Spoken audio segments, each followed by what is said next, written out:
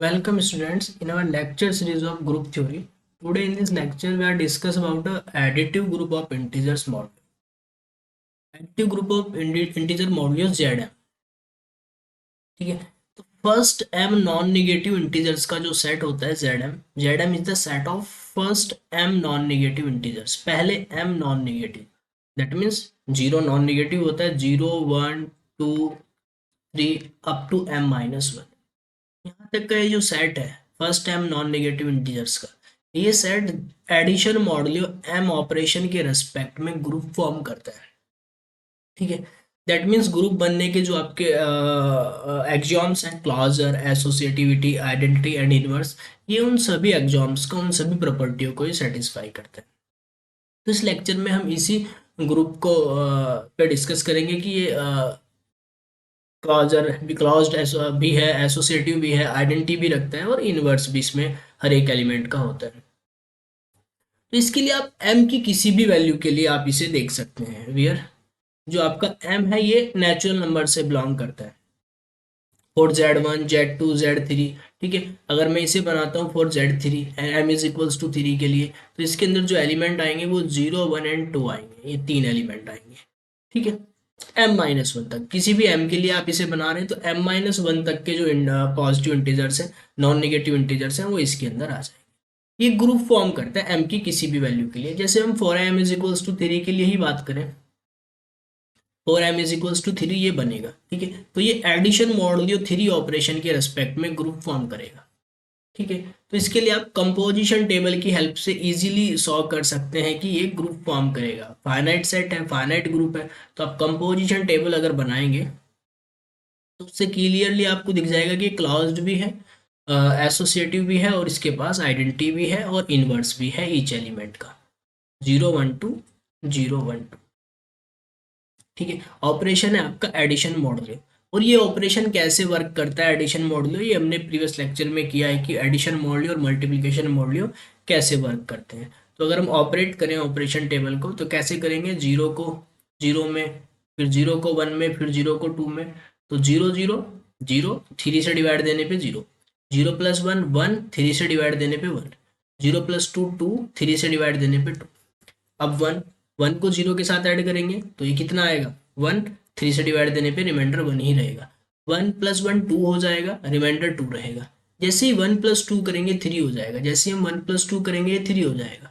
और three three से completely divisible है, remainder zero. Three plus zero, sorry two, two plus zero, अब ये टू का टर्न है, टू प्लस जीरो करेंगे तो टू, टू प्लस वन करेंगे तो थ्री, थ्री पे remainder zero, two plus two होगा तो फोर हो जाएगा. फोर को जब आप थ्री से डिवाइड देंगे तो रिमाइंडर वन. तो यहाँ पे आप देख सकते हैं कंपोजिशन टेबल की, मैं हर एक entry, each entry of composition table 0 1 2 0 1 2 0 1 2 से अलग नहीं है. दैट मीन्स पूरी की पूरी जो कंपोजिशन टेबल है उसकी जो एंट्रीज है वो Z3 से ही बिलोंग करती है, Z3 से बाहर नहीं है. तो यहाँ से क्लियर है कि जो आपका ये ऑपरेशन है एडिशन मॉडुलो 3, ये क्या है, क्लॉज्ड है. इसके रिस्पेक्ट में जो सेट है आपका वो क्या है, क्लॉज्ड है. तो यहाँ पे क्लॉजर प्रॉपर्टी होल्ड होती है. इट मीन्स कि जो फर्स्ट प्रॉपर्टी है क्लॉजर प्रॉपर्टी, वो यहाँ पे होल्ड होती है कि आप कोई से भी दो एलिमेंट उठा लें for any a and b belonging to Z3. Z3 के आप कोई से भी दो एलिमेंट उठा लें, जीरो ले लें, वन ले लें, टू ले लें, कोई से भी दो एलिमेंट के लिए अगर आप ए को बी के साथ ऑपरेट करते हैं एडिशन मॉडुलो 3 ऑपरेशन में, तो जो रिजल्ट आता है वो Z3 से ही बिलोंग करता है. इट्स इम्प्लाइज कि ये Z3 से ही बिलोंग करता है. तो इसका मतलब क्या हुआ, इसका मतलब ये हुआ कि क्लॉजर प्रॉपर्टी यहाँ पे क्या है, वो होल्ड होती है. Z3 जो सेट है वो क्लॉज्ड है, इज अ क्लॉज्ड. Z3 सेट जो है वो आपका क्लॉज्ड सेट है under the operation addition modulo 3. ठीक है, और ऑलवेज ये ऑपरेशन जो है आपका एसोसिएटिव होता ही होता है. ठीक है, एंड कम्यूटेटिव भी होता है ये operation. And also addition modulo कोई सा भी हो, addition modulo 2, addition modulo 3, m की किसी भी वैल्यू के लिए एडिशन मॉडुलो m ऑपरेशन जो आपका है इज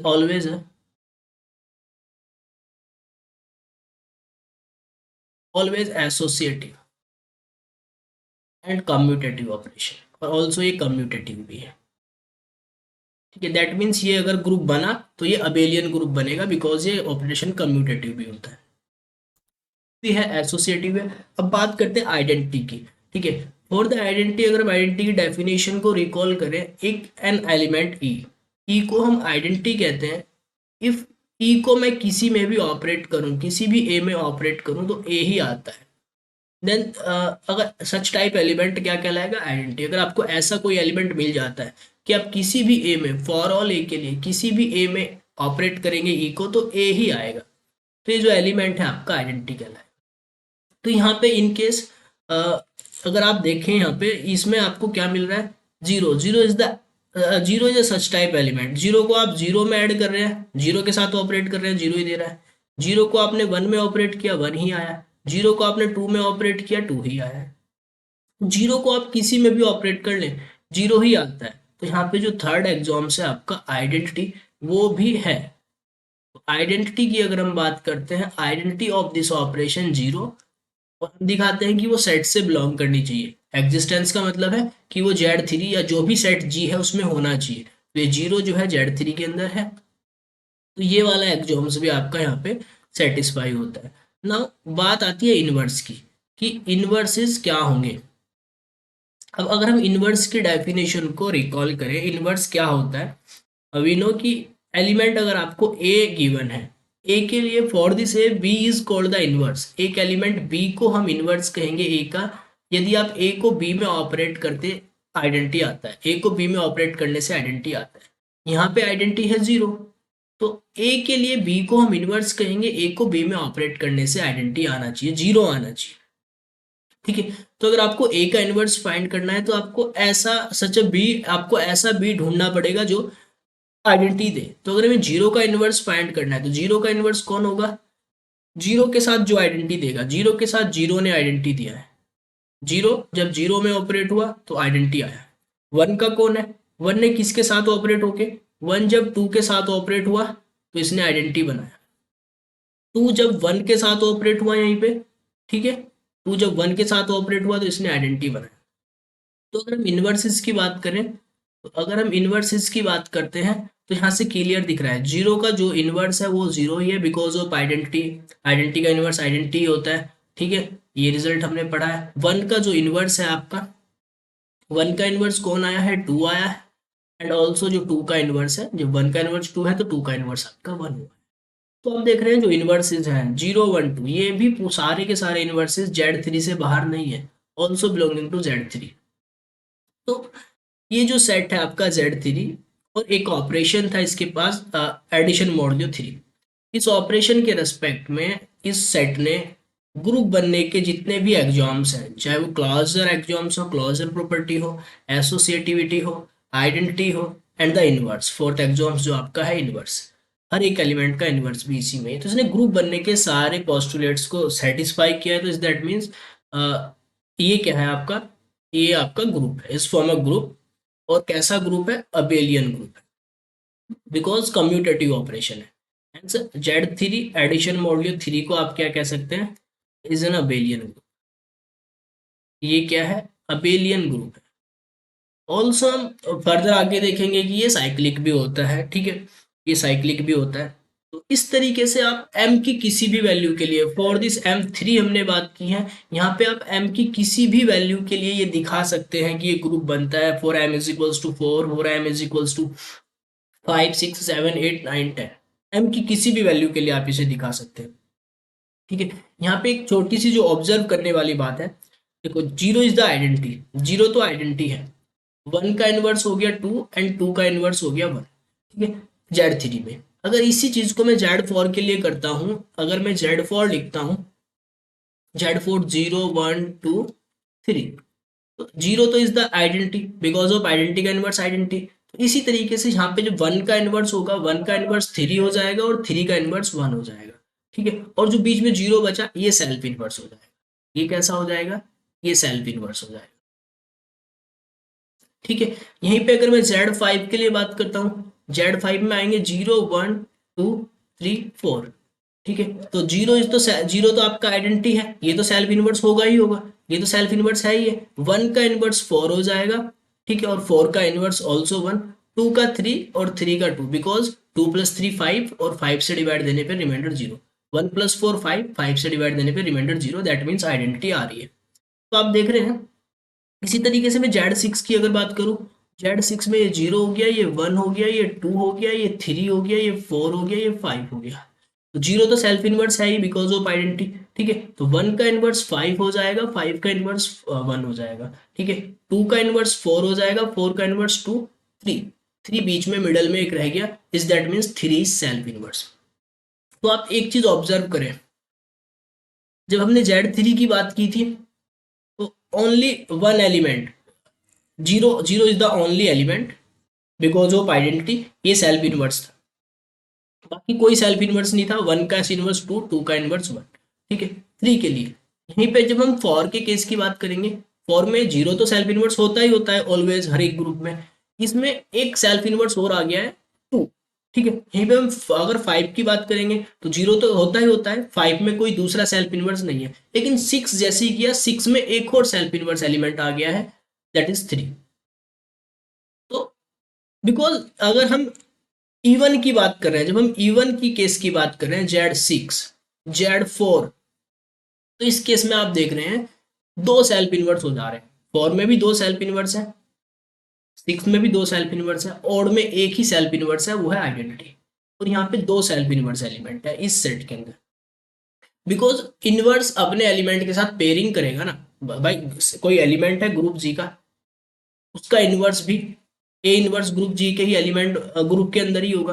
तो एक तरीके से अगर हम एलिमेंट को और उसके इनवर्स को पेयरिंग करें तो एक एलिमेंट हो जाएगा, एक उसका इनवर्स, एक एलिमेंट एक उसका इनवर्स, वही काम हम यहाँ पे कर रहे हैं। तो इस तरीके से अगर किसी सेट की कार्डिनलिटी, किसी सेट में मैं कह रहा हूँ कि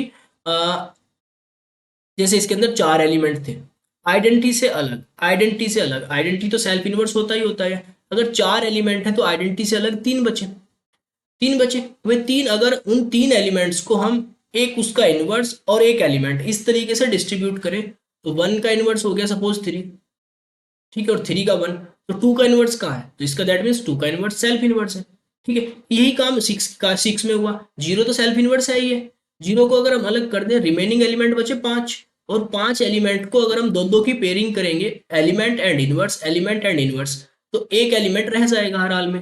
1 का 5 हो गया, 2 का 4 हो गया है, 3 रह गया, तो 3 का इनवर्स कहाँ है, is that means 3 self inverse है।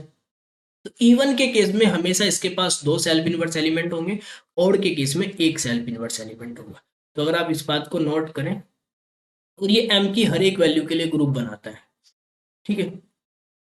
If m is odd, then Zm addition modulo m, ये जो ग्रुप है आपका एज अ ऑड के केस में एक ही होगा, as only one self inverse, मतलब खुद का इनवर्स खुद एलिमेंट, केवल एक ही सेल्फ इनवर्स एलिमेंट होगा, दैट इज आइडेंटिटी। वो कौन होगा, वो होगा आइडेंटिटी, दैट इज आइडेंटिटी। और in case of odd, second, in case of अगर m आपका इवन है, इफ m इज इवन, अगर आपका m इवन है, then Zm addition modulo m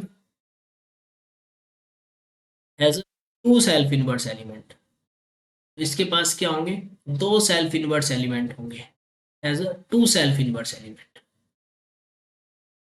दो सेल्फ इनवर्स एलिमेंट होंगे इसके पास, ठीक है। एक तो आइडेंटिटी है ही है, और एक कौन हो जाएगा, एक 3।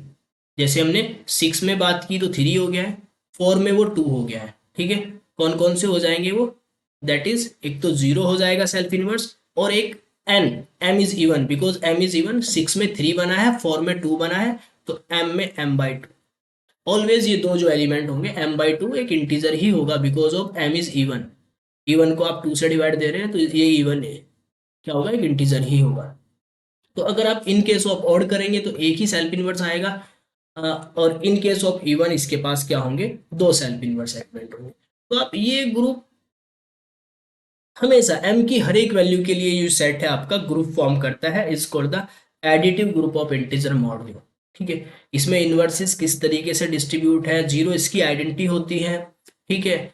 और इस तरीके से पीछे से, जीरो तो है ही, वन का इनवर्स थ्री हो जाता है, और इस तरीके से जीरो और टू सेल्फ इनवर्स हो गया, वन का फोर हो गया, टू का थ्री हो गया। तो इस तरीके से यहाँ पे इनवर्सेस जो है आपके, ये आप देख सकते हैं, ये जो सेट है एम की हर एक वैल्यू के लिए ग्रुप बनने के हर एक एक्सोम्स को होल्ड करता है, हर एक एक्सोम्स को सेटिस्फाई करता है।